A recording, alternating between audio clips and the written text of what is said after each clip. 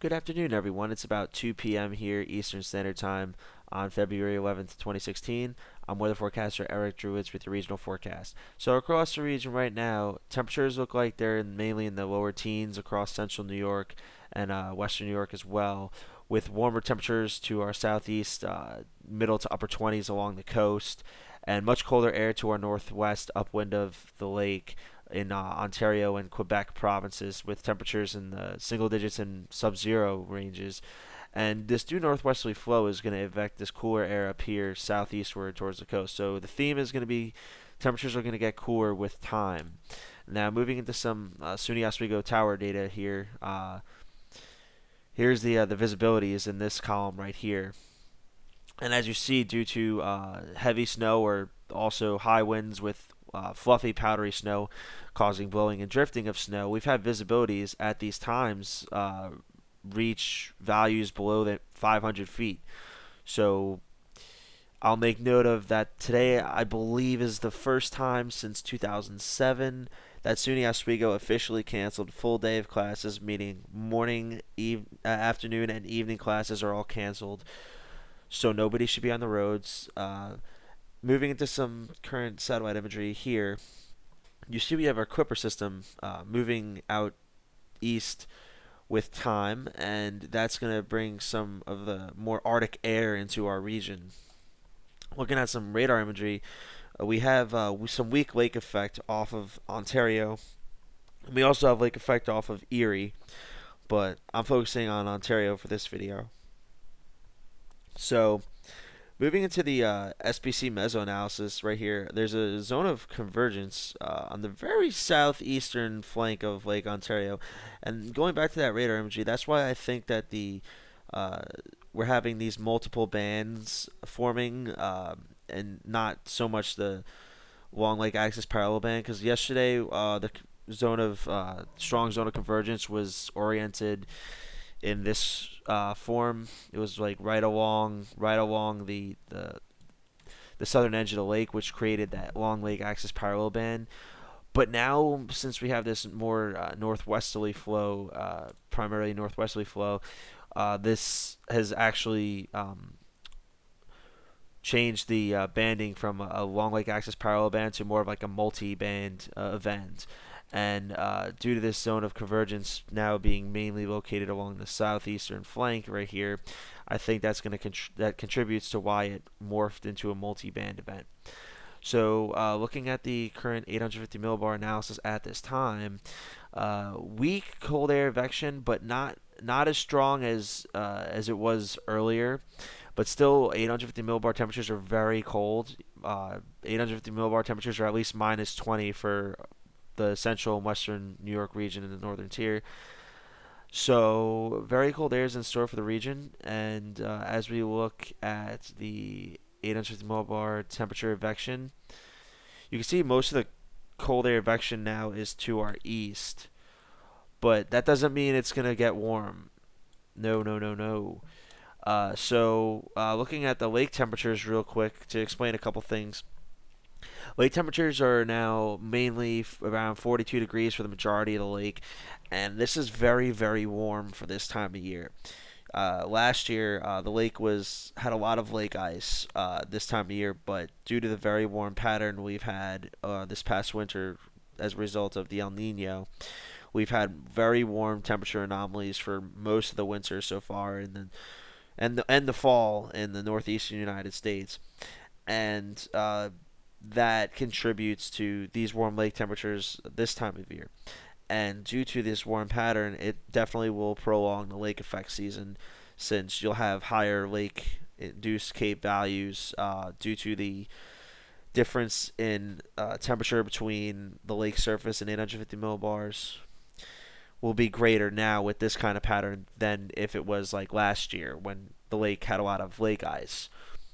So looking at the current 500 millibar vorticity, before I do that, actually, I'll make note that the reason why we're having this pattern is because, for one, the PNA is trending more positive, which contributes to higher than normal geopotential height anomalies across the eastern Pacific and western United States. But we also, the major player though is the Arctic Oscillation of the AO. We're having a strong weakening of the AO, which is going to weaken the circulation around the Arctic. So it's going to allow the cold air, pulses of cold air to travel southward easier. Just like how people always say the polar vortex is coming. Well, in this case, the polar vortex is coming if it's not already here. So, as you see, we have a lot of, based on the 500 millibar vorticity, this is the 12Z GFS, have a lot of upper level energy here. And then the trough looks like it kind of weakens a bit, but then we have a second pulse, a second even bigger pulse of energy and a bigger trough moving into our area. So that's going to bring some real cold air this weekend. And I believe, and I would expect the lake effect machine to still be active this weekend due to really cold 850 millibar temperatures, and also these continuous pulses of upper level energy and support based on this 500 millibar vorticity. And this is the NAM, and the NAM shows the same thing, a second pulse of cold air coming into our area based on this trough, with again a lot of upper level support based on from this upper level low. So, looking at the 850 millibar temperatures real quick, this is the 12Z GFS uh, pattern. Kind of warmer 850 millibar temperatures for, let's see, 18Z today. But as you see, that second pulse of cold air is really going into the region, and 850 millibar temperatures look to be below minus 30. I mean, there's pockets, and I saw the models are consistent. There's pockets in just upwind of the lake in Ontario province and around the Ontario-Quebec border. 850 millibar temperatures are modeled. The models are saying that they're going to be below like minus 40, and that's very cold. I've never seen minus 40, 850 millibar temperatures. So looking at the European model, real quick. 850 millibar temperatures, real cold air. Oh, initialize. Okay, there we go. Real cold air moving into the region. Models are consistent with this minus 30 theme over central New York.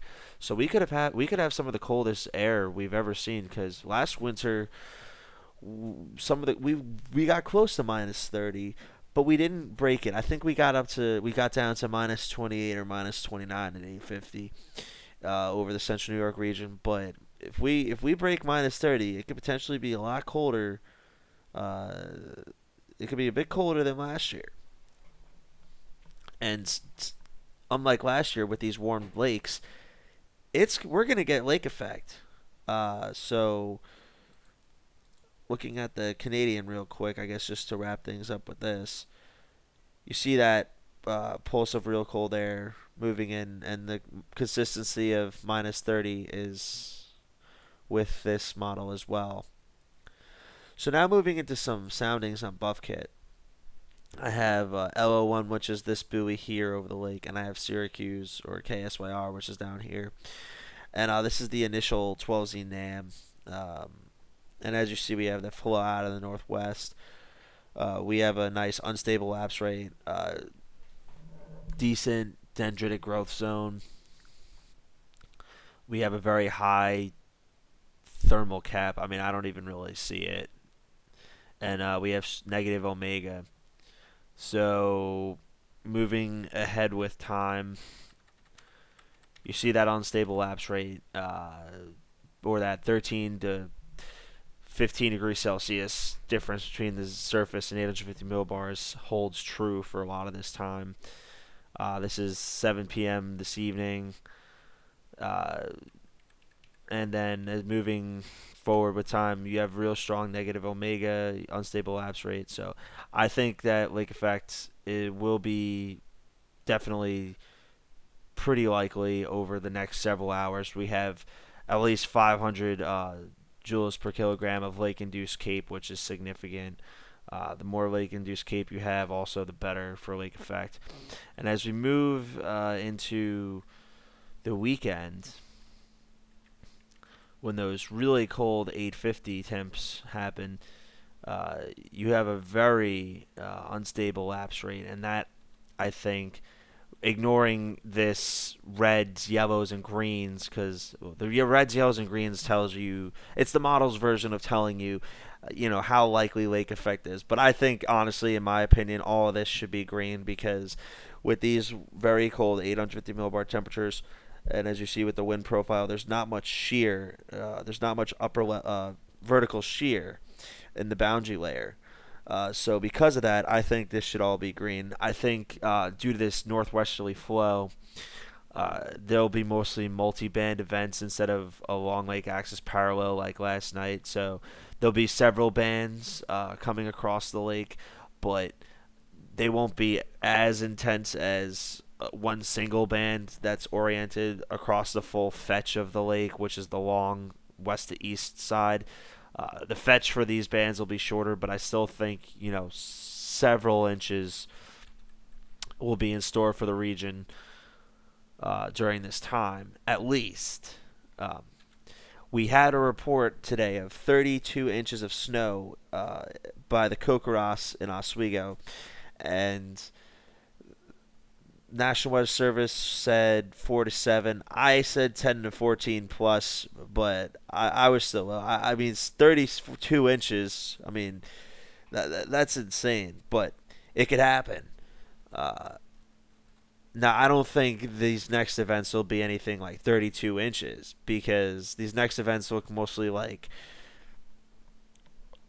multi-band events and not so much a single long lake access parallel band that's going to stall out over Oswego for several hours.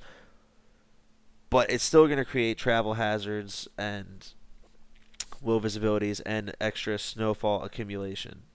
So now here's a KSYR, here's Syracuse, and 12Z initial analysis, negative omega, good dendritic growth zone.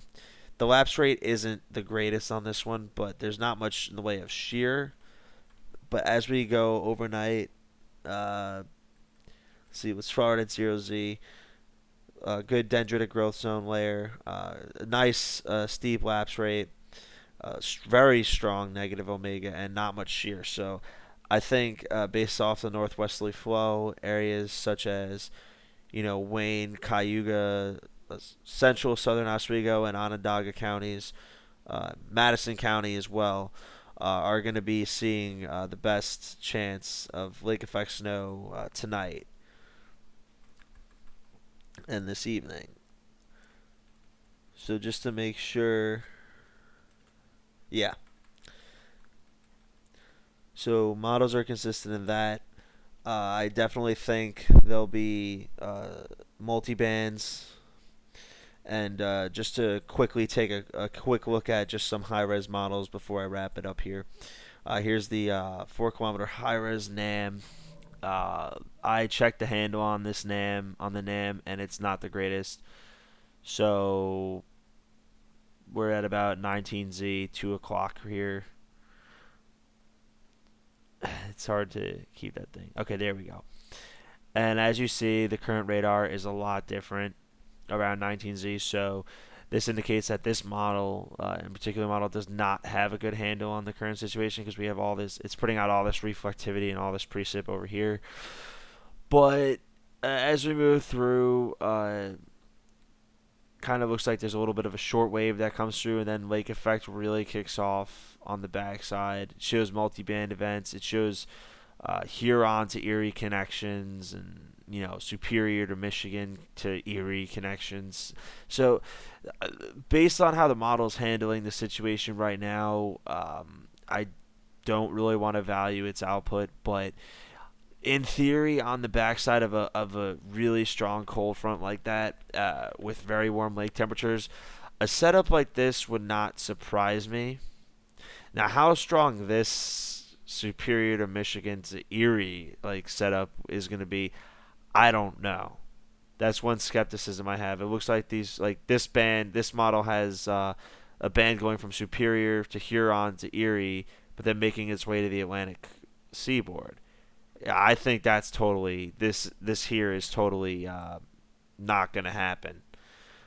I think that's probably a bias or a glitch in the model, or just a bad handle, because very rarely do we see lake effect snow bands reach Delaware, the Delaware coast, and Maryland coast. So I think this model has a very strong bias to what's happening, but there will most likely be lake effect on the backside of the cold front.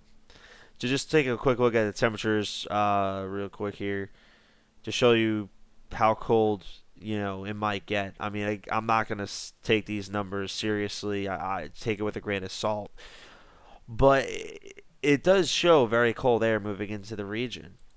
As well as these are the 850 temps. You see, we have a little bit of warm air advection tomorrow, or tonight, and then quickly after that, we have that shot of real cold air at 850 over the region. Just taking a quick look at the HER. The HER does have a much better handle on the situation. Just to reference the radar, there's not as much noise down here as the HER shows, but still the HER has a much better handle than the other models do. So the HER has like the multi-bands persisting for the next several hours, but the HER obviously doesn't go out as far as the 4 kilometer high res now. So final thoughts are lake effect snow will continue. National Weather Service does have a lake effect snow warning issued for Oswego County until 4 a.m. Eastern Standard Time tonight. Now, I think lake effect, there's a good chance for the lake effect to continue after the warning expires. Will the National Weather Service issue a new warning or advisory or watch? I don't know.